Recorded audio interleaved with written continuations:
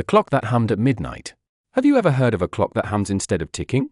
In 1923, deep in a crumbling manor on the Scottish coast, a historian named Eliza Greaves discovered such a clock, built entirely from whale bone and meteor fragments. Locals swore it had been crafted by a sailor who vanished at sea, guided by whispers he heard in dreams. Every night at exactly midnight, the clock didn't chime, it hummed. A low, vibrating tone that made the glass windows tremble. Eliza, curious and unafraid, recorded the sound and sent the tape to Cambridge.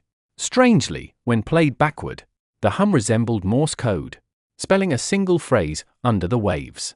Weeks later, divers explored the bay below the manor. What they found was chilling: the remains of a 17th century ship, perfectly preserved, its compass still spinning. No one ever explained how it moved with no wind, or why its nameplate read, "The Future." Who stole the emperor's nightingale? Who would dare silence the bird that could make an emperor cry? In 18th century China, the emperor of the Qing dynasty owned a nightingale so enchanting that ambassadors crossed oceans just to hear it sing. But one morning, the bird was gone, its gilded cage swinging gently in the palace breeze. Rumors spread. Some said a jealous musician freed it, unable to bear being outshone by a creature with feathers. Others whispered that British traders had stolen it, hoping to study its musical anatomy. Weeks later, a new bird appeared in the gardens, its song eerily perfect, its eyes glassy and still. The emperor smiled, until the clockwork beneath its breast began to tick. The real nightingale was never found. Yet that mechanical copy? It still sits in the Forbidden City today, ticking softly, as if waiting for the original song to return. What secret did the ravens of the tower whisper? Why do ravens guard the Tower of London, and what would happen if they ever left? For centuries, 6 black ravens have lived under royal protection within the tower's ancient walls. Legend says that if they vanish, Britain itself will fall. But what most visitors don't know is that in 1944, the ravens did disappear. Every last one. Wartime bombs had shaken London, and keepers blamed the noise until they found claw marks deep in the tower's stone, as if the birds had tried to escape from something inside. Days later, Winston Churchill himself ordered new ravens brought in immediately, declaring the kingdom unsafe without its watchers. Today, the birds still stand guard, their wings clipped so they can't leave.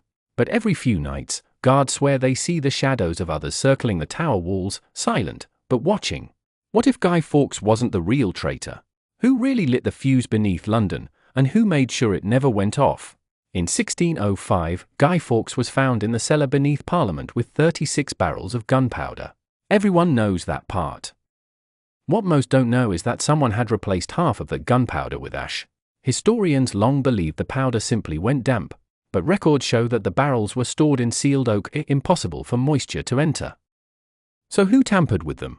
Some point to the mysterious letter that warned Lord Morneagle days before the plot was discovered, written by a friend of the conspirators. But that friend was never identified. And after Fawkes's capture, one name appears in secret court documents, then scratched out: Francis Tresham. The man with both motive and access. He died suddenly in the tower days later. Poison, they said. So maybe Guy Fawkes wasn't just the villain. Maybe he was the patsy, the spark that someone else made sure never burned. Why do the clocks in Prague refuse to die? Why does the astronomical clock in Prague still tick after surviving 6 wars, fires, and even a lightning strike? Built in 1410, it's one of the oldest working clocks on Earth. Legend says its maker, Master Hanu, was blinded by the city council so he could never build another masterpiece.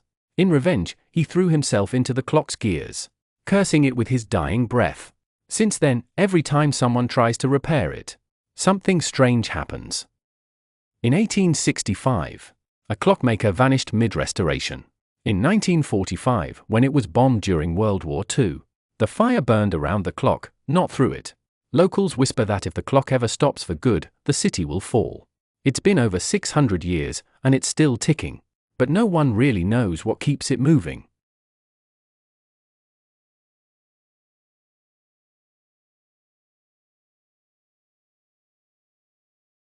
Why did the church try to erase Halloween? Why does Halloween, a night of costumes and spirits, trace its roots to ancient fire rituals meant to keep the dead away? Over 2,000 years ago, the Celts in Ireland celebrated Samhain, the night when the barrier between the living and the dead grew thin. They lit bonfires, wore animal skins, and carved faces into turnips to ward off wandering souls. When Christianity spread, the church feared Samhain's pagan influence.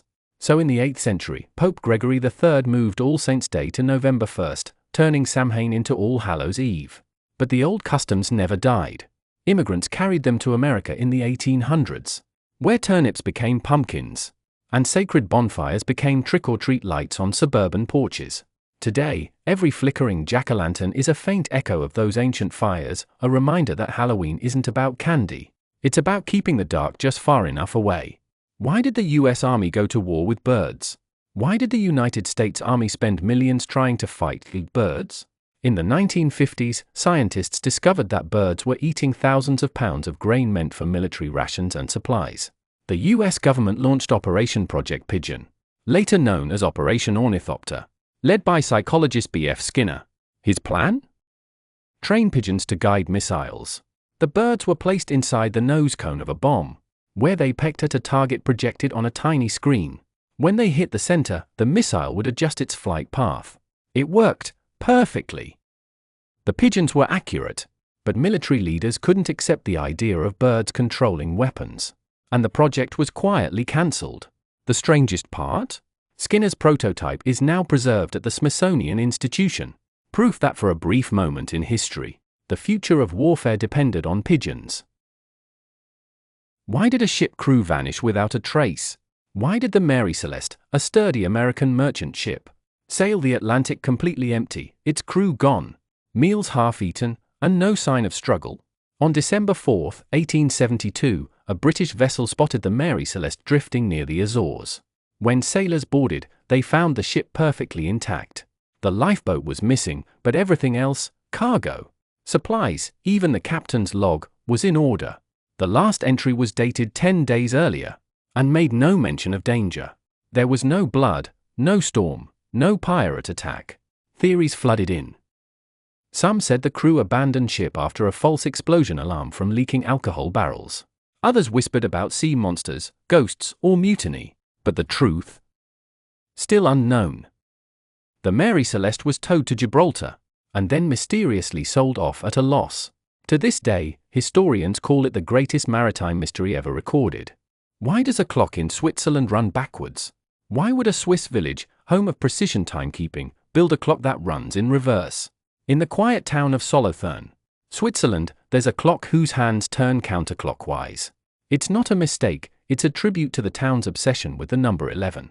Solothurn has 11 churches, 11 fountains, and even its local beer is called Ufi, which means 11.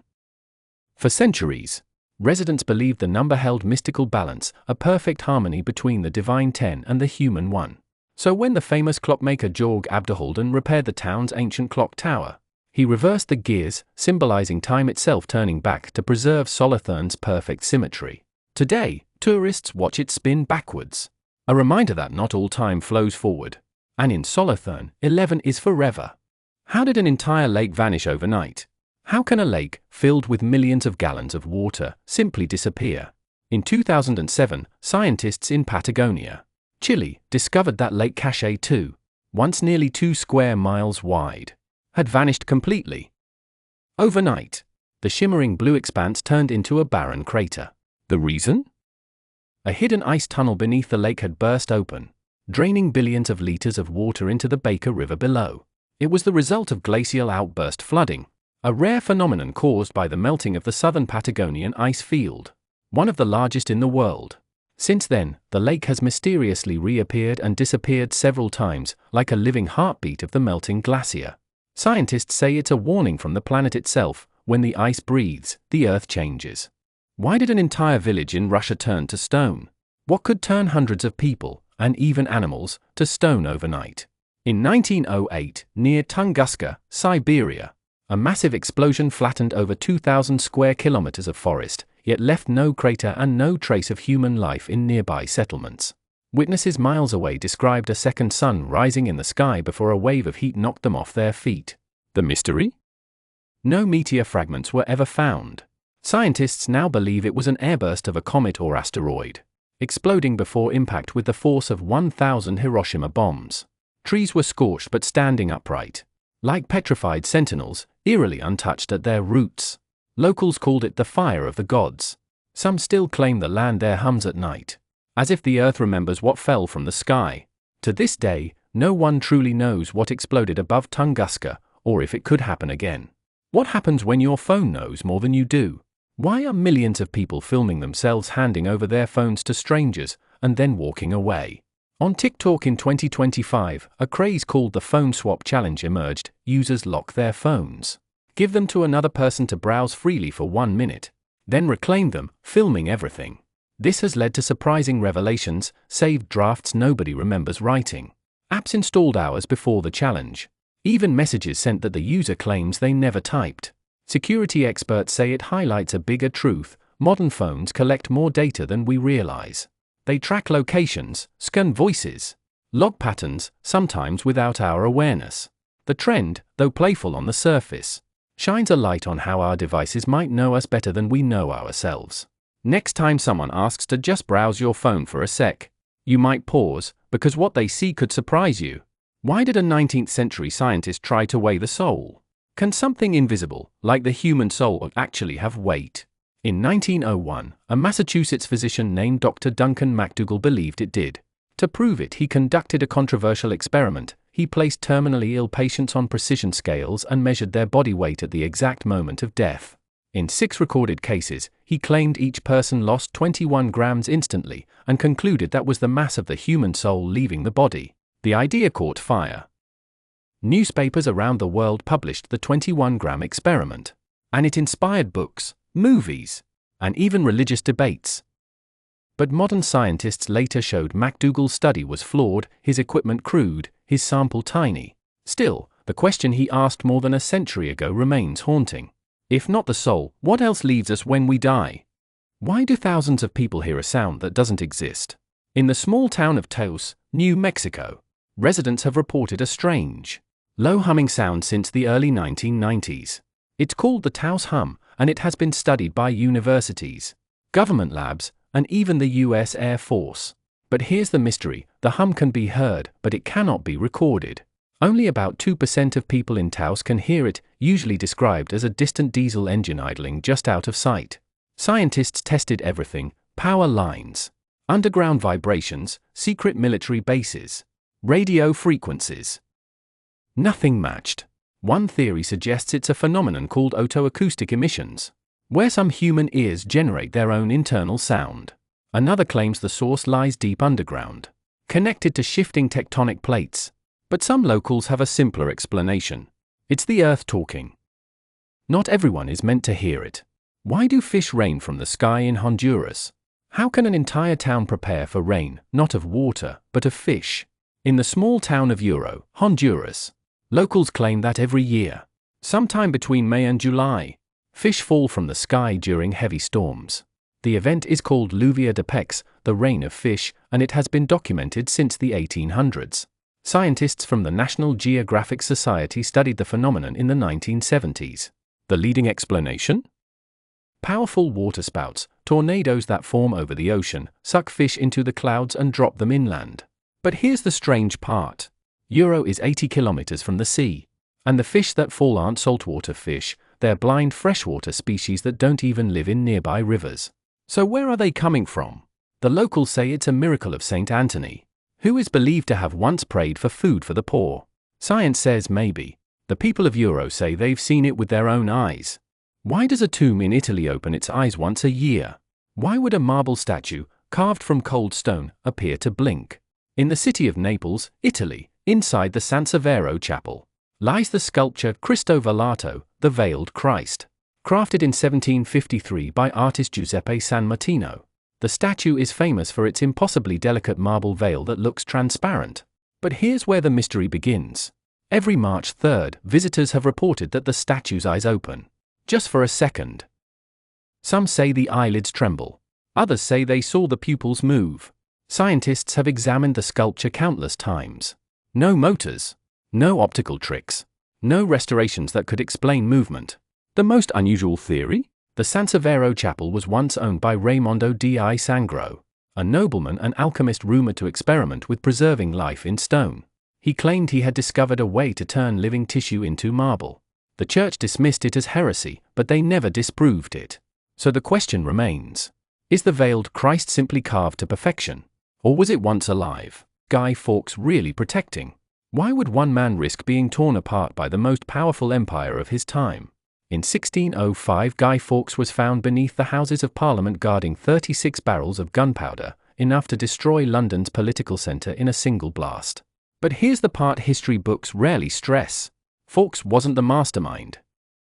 He was the expert, a war veteran trained in explosives who had fought for Catholic Spain. The group behind him believed they were stopping the systematic persecution of Catholics in England. For them, this wasn't terrorism, it was war. But the real mystery begins before the discovery. An anonymous letter warned Parliament of the plot days earlier. The handwriting has never been proven to belong to any conspirator. The letter surfaced too perfectly, too conveniently. Historians now believe the plot may have been allowed to proceed just far enough so the government could expose it and gain public support to crush political enemies. Guy Fawkes didn't just fail a rebellion. He may have been played in one. Why did Marilyn Monroe call the White House the night she died? Why would one of the most famous women in the world make a final phone call to the White House only hours before her mysterious death? On August 4, 1962, Marilyn Monroe was found dead in her Los Angeles home from an apparent overdose. The official report called it probable suicide. But here are the verified facts investigators agree on. Her housekeeper changed her story 3 times. Her phone record showed calls to the White House that night, specifically to the Kennedy brothers. The FBI and CIA compiled hundreds of pages of surveillance files on her. No glass of water, needed to swallow the pills, was ever found near her bed. Her diary, filled with private political notes, disappeared and has never been recovered. Witnesses claimed she had become the problem because she knew too much about government conversations she was never supposed to hear. So was it a tragedy of fame?